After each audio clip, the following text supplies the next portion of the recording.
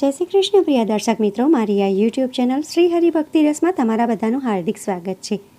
આજે આપણે નવરાત્રિના 8મા દિવસ વિશે વાત કરીશું.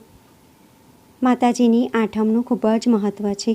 દુર્ગા પૂજાના 8મા દિવસે મહાગૌરી માતાની ઉપાસનાનું વિધાન છે. મા દુર્ગાની 8મી શક્તિનું નામ મહાગૌરી છે.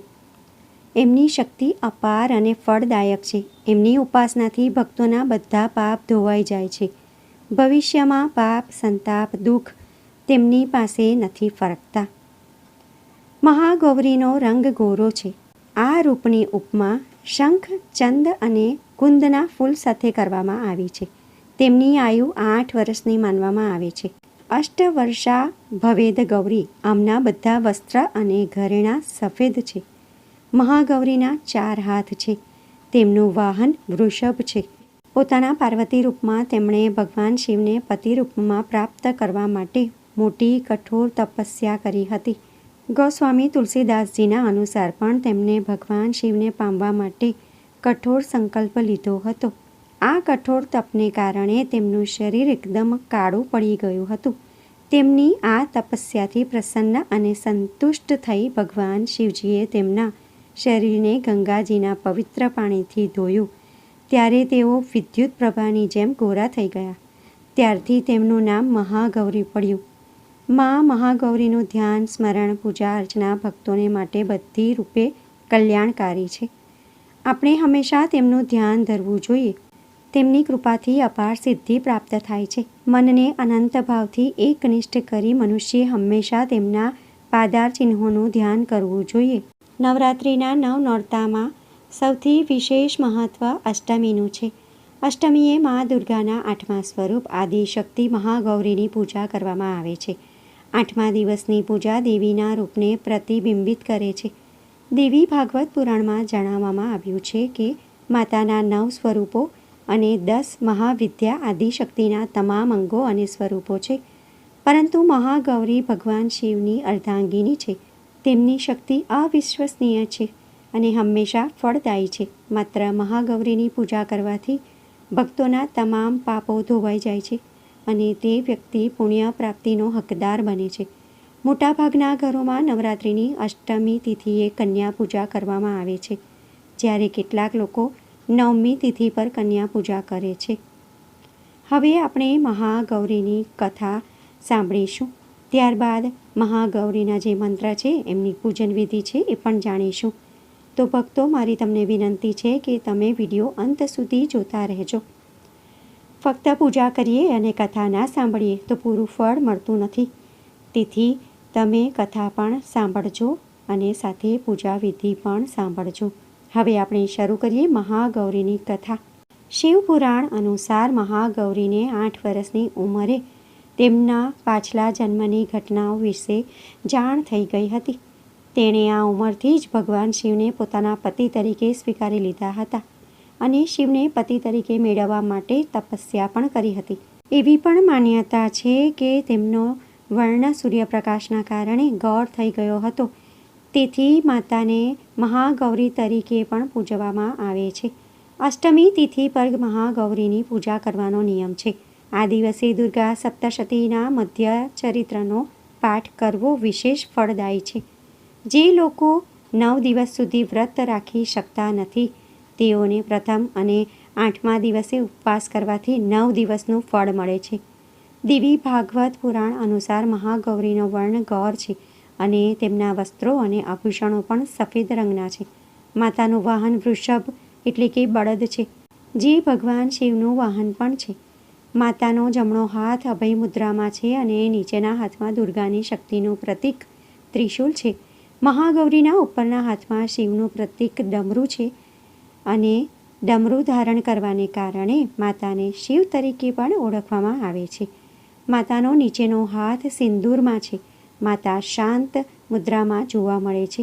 દેવીના આ સ્વરૂપને પ્રાર્થના કરતા દેવતાઓ અને ઋષિઓ કહે છે, સર્વમંગલ માંગલ્યે શિવે સર્વાર્થ સાધિકે શરણ્યે ત્ર્યંબકે ગૌરી નારાયણી નમોસ્તુતે.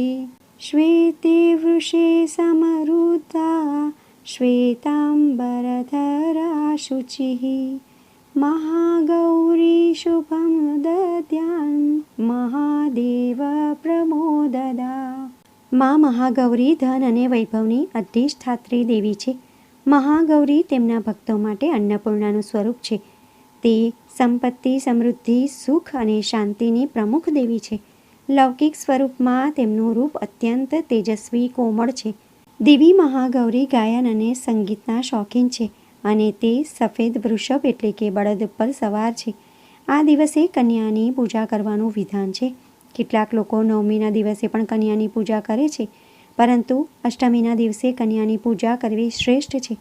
જો કન્યાઓની સંખ્યા 9 હોય તો તે ખૂબ જ સારું છે, નહીં તો એકી સંખ્યામાં પૂજા થઈ શકે છે. અષ્ટમીના દિવસે નાળિયેર ચડાવવાની પરંપરા છે. ભોગ ચડાવ્યા પછી પ્રસાદના રૂપમાં નાળિયેર વહેંચવો. સાથે જે ભક્ત કન્યાનું પૂજન કરે છે તેને ખીર, પૂરી, શાક અને કાળા ચણાનો પ્રસાદ આપવો જોઈએ. હવે આપણે મહાગૌરીની પૂજા વિધિ વિશે જાણી લઈએ. અષ્ટમી તિથિ પર મહાગૌરીની પૂજા કરવાનો નિયમ અન્ય દિવસોની જેમ જ છે.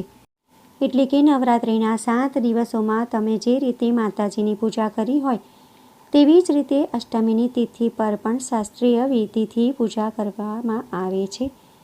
આ દિવસે સવારે બ્રહ્મ મુહૂર્તમાં તમારે ઉઠી અને સૌથી પહેલાં માતાજીની પૂજા કરવાની. લાકડાના બાજોઠ ઉપર લાલ કપડું પાથરીને મહાગૌરીની મૂર્તિ કે એમના ફોટાની સ્થાપના કરવાની. ત્યારબાદ ફૂલ, કંકુ, ચોખા ચડાવીને માતાની પૂજા કરવાની. માતાજીને શ્વેત પુષ્પો પસંદ છે, તેથી તમારે સફેદ પુષ્પો એમને અર્પણ કરવાના. ત્યારબાદ તમારે મહાગૌરીની આરતી કરવાની. જો તમને માતા મહાગૌરીની આરતી ન આવડતી હોય તો તમે મા આદ્યાશક્તિની આરતી પણ કરી શકો છો. ત્યારબાદ મહાગૌરીને ભોગ ધરાવવાનો. મહાગૌરીનો પ્રિય ભોગ નાળિયેર છે, તો તમારે આ દિવસે નાળિયેરનો પ્રસાદ ધરાવવાનો, અથવા નાળિયેરમાંથી બનાવેલી કોઈ વાનગી અથવા નાળિયેરમાંથી બનાવેલી મીઠાઈનો પ્રસાદ પણ તમે ધરાવી શકો છો. ત્યારબાદ થાળ ગાવાનો, મંત્ર જાપ કરવાનો અને પ્રસાદ વહેંચવો. માતાજીનો સ્તુતિ મંત્ર છે: યા દેવી સર્વભૂતેષુ મા મહાગૌરી રૂપેણ સંસ્થિતા નમસ્તસ્યે નમસ્તસ્યે નમસ્તસ્યે નમો નમઃ. ત્રીજો મંત્ર છે ઓમ મહાગૌરીયે નમઃ. આ બધા મંત્રનો તમારે જાપ કરવાનો છે. આખો દિવસ ભજન કીર્તન કરવાના, સપ્તશતીનો પાઠ કરવાનો અને માતાજીનું સ્મરણ કરવાનું. માતા મહાગૌરીની પૂજન વિધિ સમાપ્ત.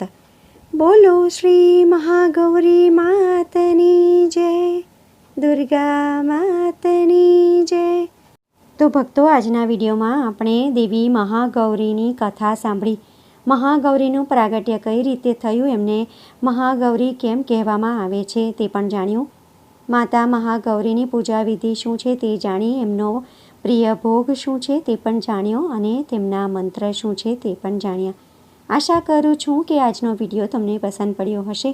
જો તમને વિડીયો પસંદ પડ્યો હોય તો મારા વિડીયોને લાઈક કરજો અને બીજા બધા લોકો સુધી વિડીયોનો પ્રચાર કરજો.